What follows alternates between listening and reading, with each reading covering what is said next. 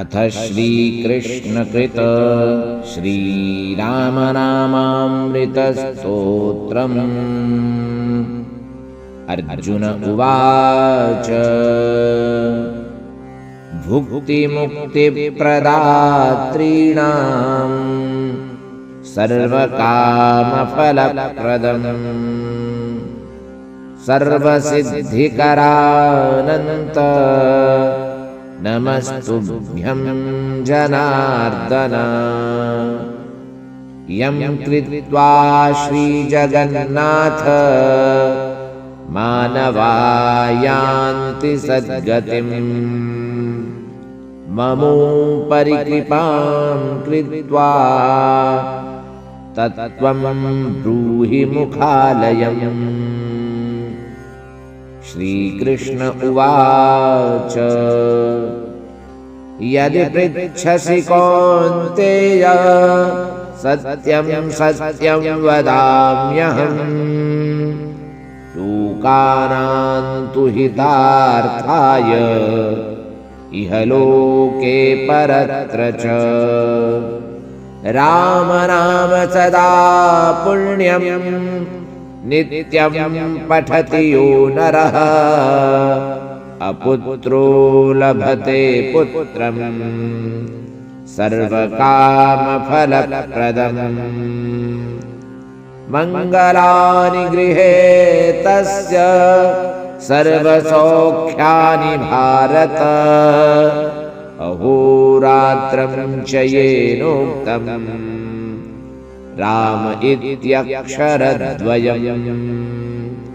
गंगा सरस्वतीरेव यमुना सिन्धु पुष्करे केदारे तूदकं पीतं राम इत्यक्षरद्वयम्। अतिथेः पोषणं चैव सर्वतीर्थावगाहनम् सर्वपुण्यं समाप्नोति रामनाम प्रसादतः। सूर्यपर्व कुरुक्षेत्रे कार्तिक्यां स्वामी दर्शने कृपापात्रेण वै लब्धम् येनोक्तम् अक्षरद्वयम्। न गंगा न गया काशी नर्मदा चैव पुष्करम् सदृशं रामनाम्नस्तु न भवन्ति कदाचन। येन दत्तं हुतं तप्तं सदा विष्णुः समर्चितः जिह्वाग्रे वर्तते यस्य राम इत्यक्षरद्वयम्। माघस्नानं कृतं येन गयायां पिण्डपातनम् सर्वकृत्यं कृतं तेन येनोक्तं रामनामकम्। प्रायश्चित्तं कृतं तेन महापातकनाशनम् तपस्तप्तं च येनोक्तं राम इत्यक्षरद्वयम्।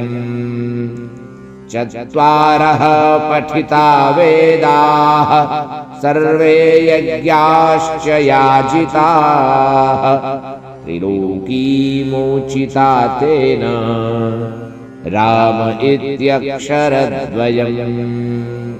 भूतले सर्वतीर्थानि आसमुद्रसरांसि च सेवितानि च येनोक्तं राम इत्यक्षरद्वयम्। अर्जुन उवाच यदा म्लेच्छमयी पृथ्वी भविष्यति कलौ युगे किं करिष्यति लोकोऽयं पतितो रौरवालये श्रीकृष्ण उवाच न सन्देहस्त्वया कार्यो न वक्तव्यं पुनः पुनः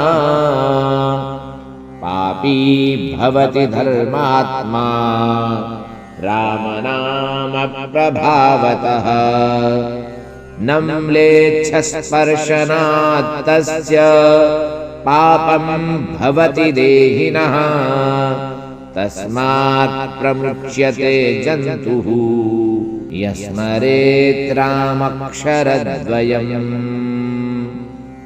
रामस्तत्त्वमधीयानः श्रद्धा भक्तिसमन्वितः कुलायुतं समुद्धृत्य रामलोके महीयते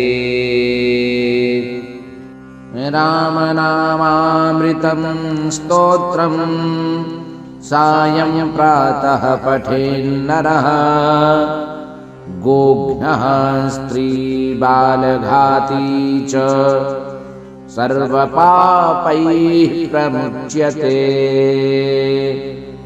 इति श्रीपद्मपुराणे श्रीकृष्णार्जुनसंवादे रामनामामृतस्तोत्रं सम्पूर्णम्।